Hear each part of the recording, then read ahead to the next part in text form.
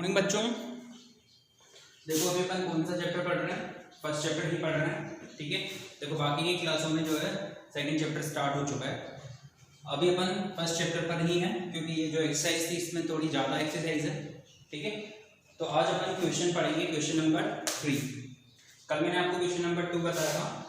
Question number 3 का first देखिए आप। देखो क्वेश्चन नंबर 3 के फर्स्ट में लिखा हुआ है फिल इन द ब्लैंक्स, मतलब आपको यहाँ पे जो इन ब्लैंक्स को फिलअप करना है, ठीक है। तो ज़्यादा टिपिकल क्वेश्चन नहीं है, आप कर सकते हो। जैसे 369 है, इसको डिवाइड करना है किसी नंबर से और वापस से 369 लेके आना है, ठीक है। तो इस तरीके से डिजिट दे रखी है, तो ऑब्वियस सी बात है। देखो यहाँ पे आप किससे डिवाइड कर रहे हैं? 369 है, अगर आप इसको 1 से डिवाइड करोगे तो क्या आएगा? इतना ही आएगा। तो ये जो ब्लैंक स्पेस है, इस ब्लैंक स्पेस में क्या आ जाएगा बताओ? यहाँ पे आ जाएगा 1, ठीक है ना। तो इसी तरीके के क्वेश्चन है, आप क्वेश्चन करके देखिएगा, नहीं आता है तो आप पूछेंगे। अभी मैं आपको क्वेश्चन नंबर 4 बता रहा हूँ क्योंकि इसके अंदर देखो क्वेश्चन नंबर 3 में बहुत सारे पार्ट है। ये आपका फर्स्ट पार्ट ए, ठीक है ना। तो part B, part C, part D, part H तक है, आप करेंगे। अगर नहीं आते हैं आपको समझ में तो आप पूछेंगे, ठीक है। तो क्वेश्चन नंबर 4 में आपको बता रहा हूँ। क्वेश्चन नंबर 4 में देखो आप, देखो क्वेश्चन नंबर 4 में लिखा हुआ है कि राइट 5 पेयर ऑफ इंटीजर्स, मतलब आपको इस तरीके से इंटीजर के पेयर रखे हुए हैं such that a divided by b, मतलब a डिवाइडेड बाय b और कितना आना चाहिए? -3। मतलब जब आप a को डिवाइड करोगे b से तो क्या आना चाहिए? -3 आना चाहिए। One of such pair is 6 and -2। देखो एक इन्होंने लिखा हुआ है कि a की जगह पर तो क्या लिखो? 6 लिखो, b की जगह पर -2 लिखो, -3 आ जाएगा। आएगा नहीं आएगा? तो इस तरीके से अपन को कितने पेयर और बनाने हैं? We have to make 5 more pairs, ठीक है। तो देखो चलो अब अपन यहाँ पे ऐसे करते हैं कि जैसे ये 2 का तो था इसे, यहाँ पे देखो -3 लिख रहा हूँ, ठीक है ना। तो -3 लिख रहा हूँ तो 3 टाइम कितनी बार में आएगा? 9 टाइम में। तो अगला जो पेयर हो जाएगा वो क्या हो जाएगा? 9 और -3। कैसे? जैसे ये 9 है, इसको डिवाइड करोगे आप -3 से तो कितना आएगा? -3 आएगा। एक पेयर बन गया, ठीक है। दूसरा पेयर लो आप -4 के साथ में, 4 को 3 से मल्टीप्लाई करो, कितना आएगा? 12 आएगा। तो यहाँ पे ऐसे लिख सकते हो आप 12 -4 इज -3, ठीक है। हो गया, 2 हो गए। एक और ले लो आप, 5 से ले लो।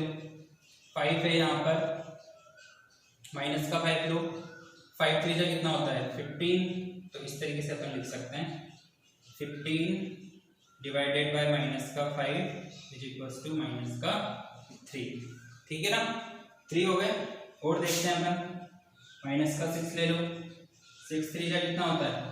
18। तो यहाँ पे क्या लिखेंगे अपन? 18 / -6 कितना आ जाएगा? -3। इस तरीके से यहाँ पे अपने को कितने हो गए? 4 हो गए। अब कितने और लिखने हैं?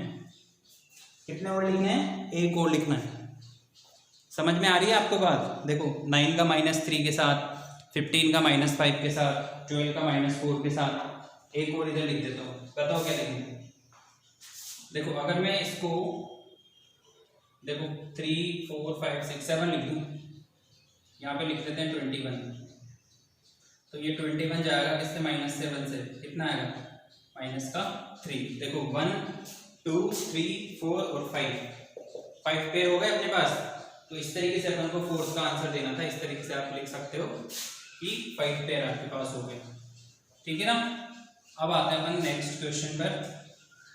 नेक्स्ट क्वेश्चन जो है अपना है देखो नेक्स्ट क्वेश्चन है अपना,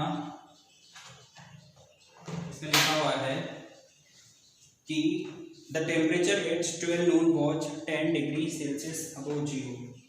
देखो वर्ड प्रॉब्लम है अपने पास। वापस से क्वेश्चन में बोल रखा है कि टेम्परेचर एट नून, कितना टेम्परेचर है?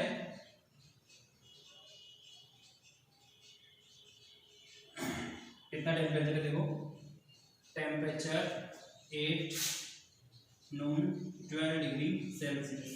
सॉरी 10, मतलब दिन के 12 बजे जो है आपका 10 डिग्री सेल्सियस है अबव जीरो, मतलब प्लस में, and it is decreases the rate of 2 degree Celsius per hour. And कितना डिक्रीज हो रहा है, देखो बोर्ड रखा है कितना डिक्रीज हो रहा है, and it decreases at rate of 2 degree Celsius. Decrease हो रहा है मतलब माइनस का 2 degree Celsius in 1 hour, in 1 hour, ठीक है। 1 आवर के अंदर कितना डिक्रीज हो रहा है, ये 2 डिग्री सेल्सियस डिक्रीज हो रहा है। तो क्वेश्चन में बोल रखा है कि 8 डिग्री सेल्सियस कब आएगा, ठीक है।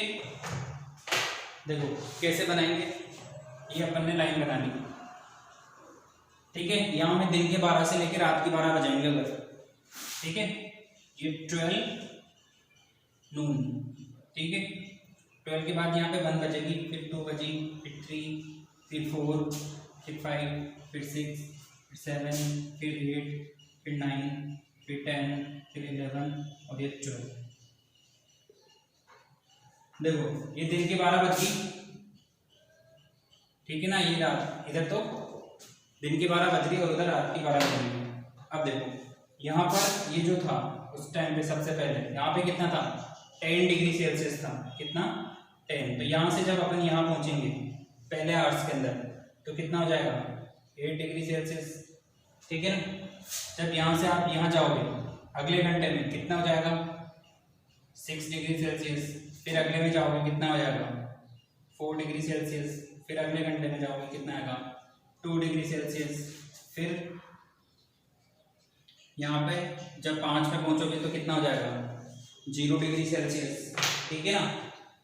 फिर आगे चलो आप, ये 8 हो गया, 6 हो गया, 4 हो गया, 2 हो गया, 0 हो गया, ये सब कायम ही करेंगे, बताओ। अब इधर जाएगा तो माइनस का 2, ठीक है ना। फिर और आगे चलो माइनस का 4, फिर आगे चलो माइनस का 6, फिर आगे चलो माइनस का 8, फिर आगे चलो माइनस का 10, फिर आगे चलो माइनस का 12, फिर आगे चलो माइनस का 14 डिग्री सेल्सियस।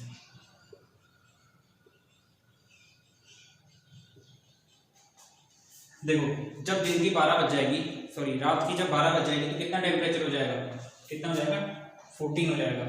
सो 8, 12 midnight टेम्परेचर कितना हो जाएगा -40 डिग्री सेल्सियस, ठीक है। तो इस तरीके से यहाँ पे जो टेम्परेचर हो जाएगा कितना हो जाएगा -14 डिग्री सेल्सियस हो जाएगा। समझ रहे हो बात को। तो अपन को यही पता करना था कि रात की जब 12 बजेगी मिडनाइट टेम्परेचर कितना होगा 14 डिग्री सेल्सियस हो जाएगा। मतलब देखो यहाँ पे प्लस में है टेम्परेचर और यहाँ पर जो है वो कहीं में आएगा नेगेटिव में, क्योंकि देखो यहाँ पे 0 के बाद देखो इधर तो प्लस चल रहा है, इधर क्या चल रहा है माइनस चल रहा है। समझ रहे हो आप बात, ठीक है। तो इस तरीके से अपना क्वेश्चन है।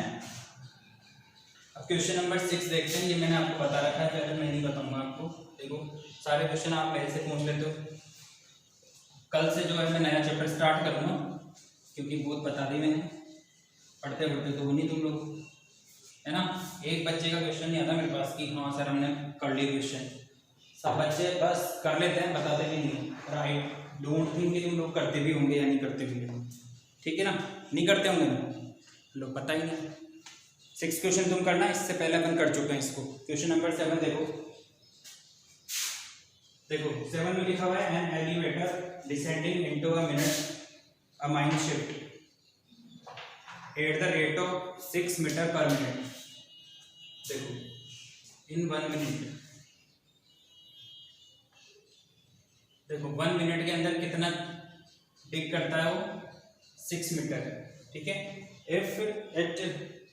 If the descent start from the 10 metre above, ये कहाँ से स्टार्ट हो रहा है, स्टार्ट एट 10 मीटर अबव, ठीक है। तो पूछता है क्वेश्चन में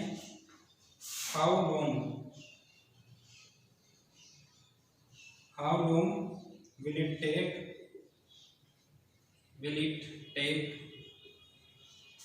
टू रीच -350। देखो बोर्ड का क्वेश्चन के अंदर कि -350 जो है वो कितने टाइम में डिक करेगा। ठीक है, देखो 1 मिनट के अंदर कितना कर रहा है 6 मीटर, और ये कहाँ पर है, देखो मान के चलो ये इस तरीके से है, यहाँ पे कोई मशीन लग रही है, ठीक है, 10 मीटर से खोदना स्टार्ट करा और ये कहाँ पहुँच गया, इधर खोदते खोदते -350 मीटर तक। तो टोटल कितने मीटर हो गए, यहाँ से लेके और यहाँ तक टोटल तो कितना हो गया, टोटल हो गया 350 प्लस 10 करेंगे तो ये 360 हो गया। अब ये 360 यहाँ से इसको डिक करना है, तो 1 मिनट में कितना डिक कर रहा है 6, तो यहाँ पे डिवाइड कर देंगे 6 से, इसको इससे काटेंगे, कितनी बार कटेगा ये 60 मिनट। ठीक है, 60 मिनट, 60 मिनट को क्या बोलते हैं 1 आवर भी बोलते हैं। तो अपना जो आंसर आएगा वो कितना आएगा 1 आवर आएगा। ठीक है, मतलब देखो 360 मीटर उसको खोदना था तो कितने मिनट में जाके खोदेगा वो 1 आवर के अंदर। ठीक है, तो ये आज तुम्हारा पहला चैप्टर खत्म हो गया है। ठीक है, जो भी प्रॉब्लम हो जिस भी बच्चे को पूछ लेना, ठीक है, और कॉपी बना लेना अच्छे बच्चों की तरह। ठीक है, थैंक यू।